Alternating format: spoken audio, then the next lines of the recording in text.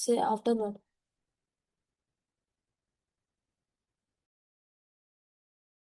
Satakshi, can you read?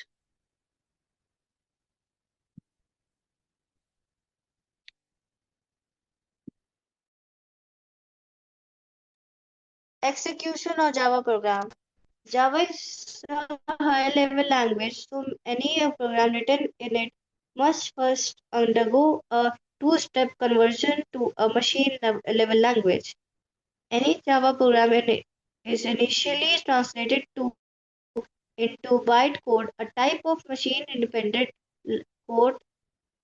This bytecode is then executed on a machine-specific Java virtual machine, JVM. अच्छा, हमें ये सारी technology clear हो गई थी। JVM, JRE, JDK, everything is cleared.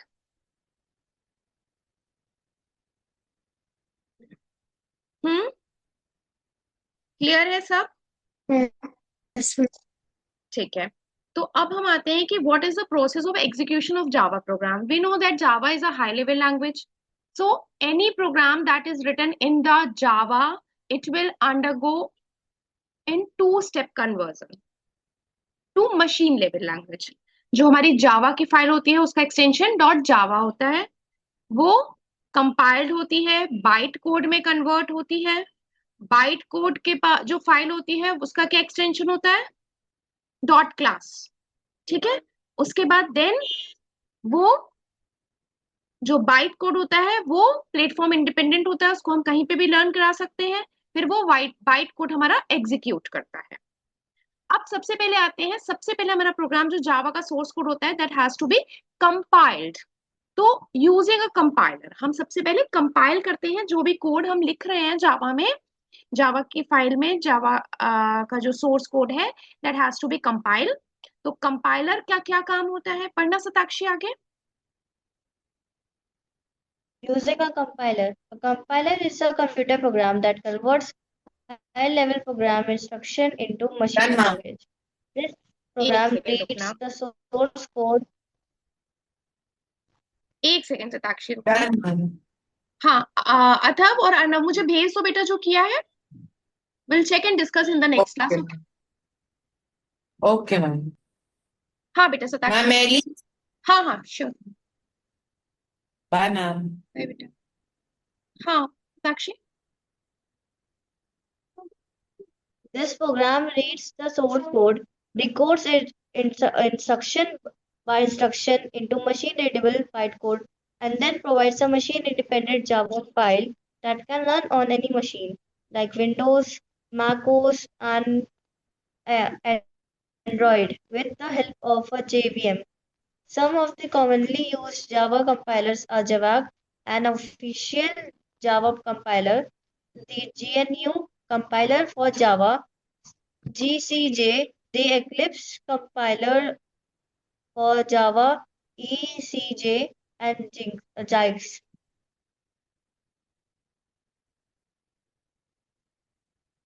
So a compiler is a computer program that converts high level program instructions into machine language. हमारा जो Java का सोर्स कोड है that is high level language में हमने लिखा है, Java is a high level language.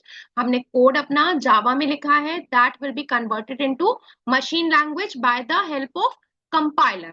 ठीक है। The program reads the source code, decodes its instruction by instruction into machine readable bytecode and then provides a machine independent java file that run on any machine। देखो यहाँ पे diagram देखो, यहाँ पे जो हमारा जावा का सोर्स कोड है। हाँ ना Ma'am, I've done, ma'am. I'll send you now, ma'am. Can I leave? हाँ हाँ बेटा बाय।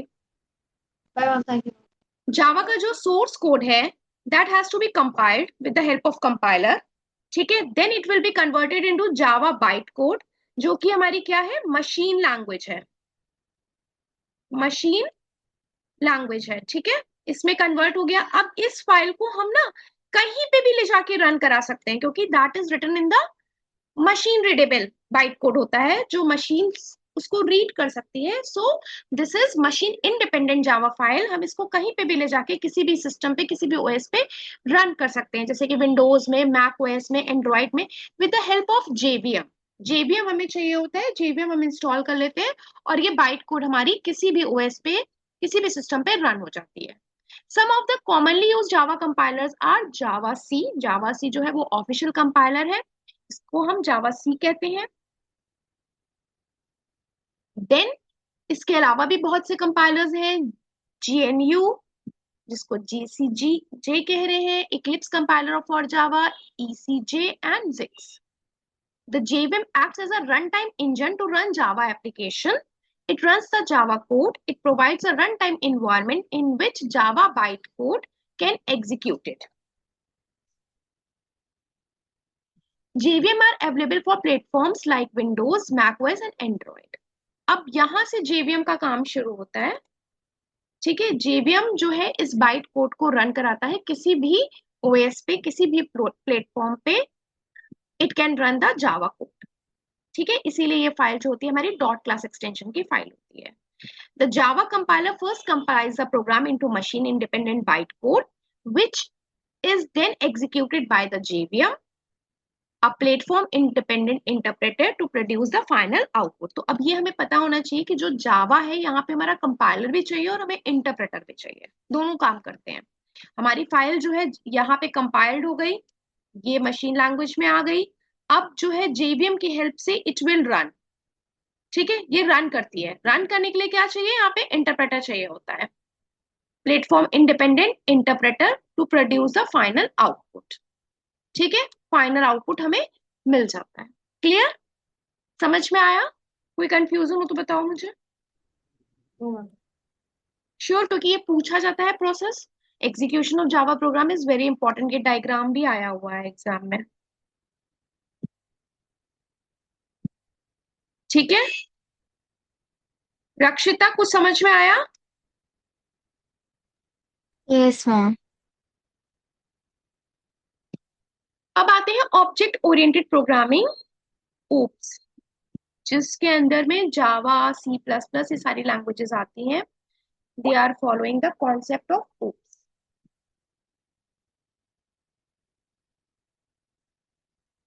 रक्षिता पढ़ो जरा, OOPs, object oriented programming. Object-oriented programming, OOP. Object-oriented programming is a programming paradigm that is widely used in Java and many other programming languages. In Java, OOP is based on the following core principles. Objects. In OOP, everything is treated as an बेटा object. इसको An op object बोलेंगे, is a है ना, ओप self-contained बोलेंगे unit. इसे। It is a op, object oriented programming. ठीक है, Yeah.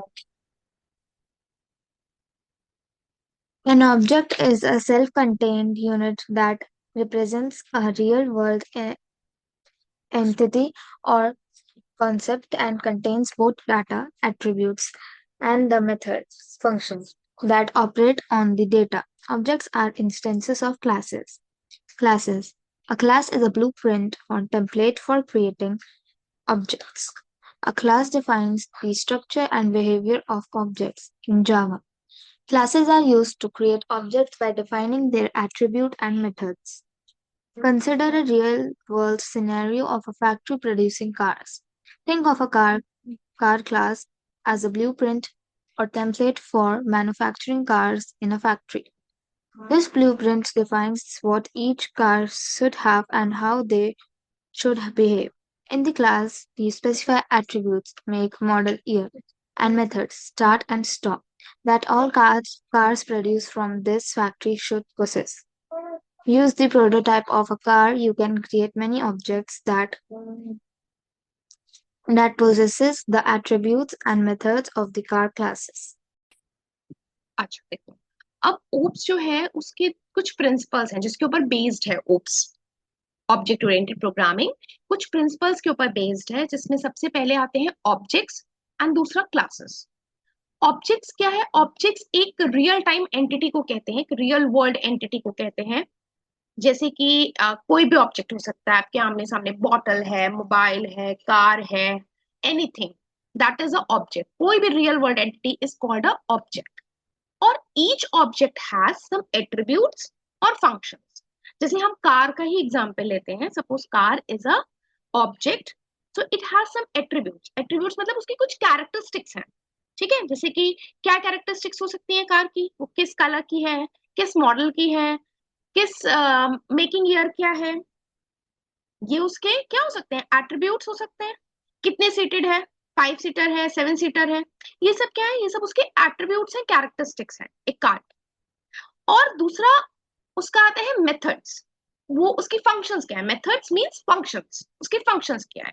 तो कोई भी रियल वर्ल्ड एंटिटी होती है उसकी दो चीजें होती हैं, एक होते हैं उसके एट्रीब्यूट्स, उसकी कैरेक्टरिस्टिक्स, और दूसरा उसके फंक्शंस या मेथड्स, ठीक है। मेथड्स में क्या आ जाएगा कि कार क्या फंक्शन करती है, स्टॉप हो जाती है, स्टार्ट हो जाती है, ये सारे फंक्शन है ना। एक्सीलेटर ले लेते हैं, म्यूजिक बजा लेते हैं, these all are the functions of a car.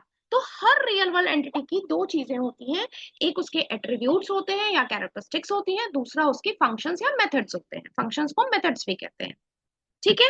इतना समझ में आया। और जो ऑब्जेक्ट्स होते हैं वो क्लास के इंस्टेंसेस होते हैं, this is a very important line, objects are instances of a class.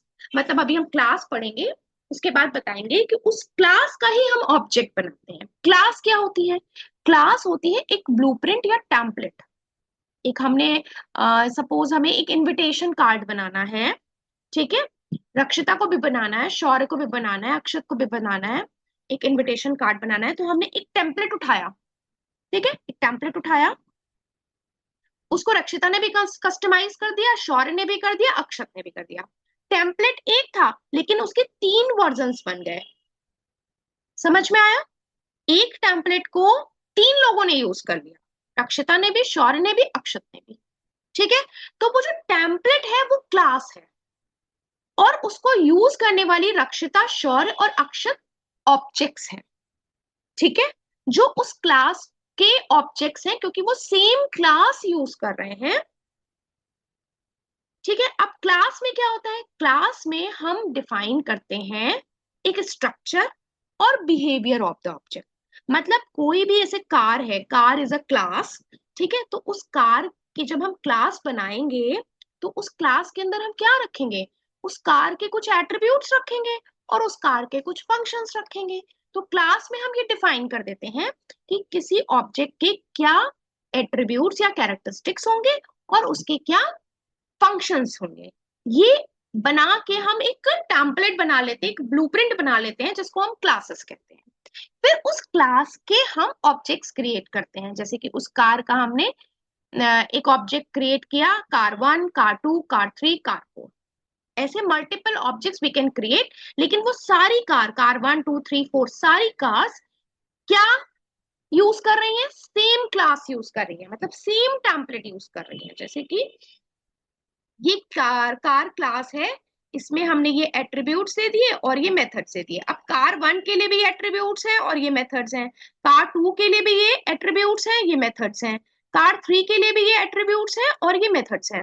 Same thing with the car 4, सब सारी कार सेम टेम्पलेट यूज कर रहे हैं, सेम क्लास यूज कर रहे हैं, पर कार अलग अलग। जैसे मैंने बताया कि एक टेम्पलेट है, एक इनविटेशन कार्ड का टेम्पलेट है, वो सेम कार्ड का इनविटेशन टेम्पलेट रक्षिता भी यूज कर रही है, शौर्य भी यूज कर रही है और अक्षत भी यूज कर रहा है, ठीक है। तो वो इनविटेशन कार्ड सेम है बट उसके यूजर्स, उसके ऑब्जेक्ट्स अलग अलग लोग हैं। समझ में आया, समझ में आया कि नहीं। Yes ma'am. जैसे देखो एक और एग्जांपल देते हैं, एक हमने क्लास बना ली, सपोज पेन, ठीक है, पेन क्लास बनाई,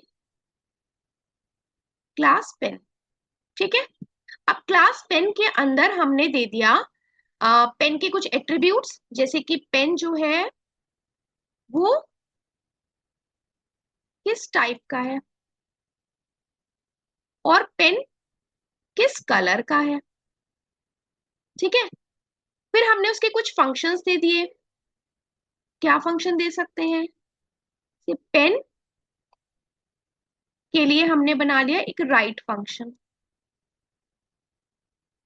ठीक है, जिसमें हमने प्रिंट करा दिया कि पेन, प्रिंट करा दिया क्या कि पेन का टाइप क्या है और पेन का कलर क्या है। ये प्रिंट कराने का हमने फंक्शन बना लिया, ठीक है, और क्लास को बंद कर दिया। अब इस पेन का हमने ऑब्जेक्ट क्रिएट किया, एक P1 और एक P2। P1 जो है हमारा, उसमें हमने वैल्यू डाल दी कि उसका जो पेन टाइप है वो बॉल पेन का है, बॉल पेन है, और उसका कलर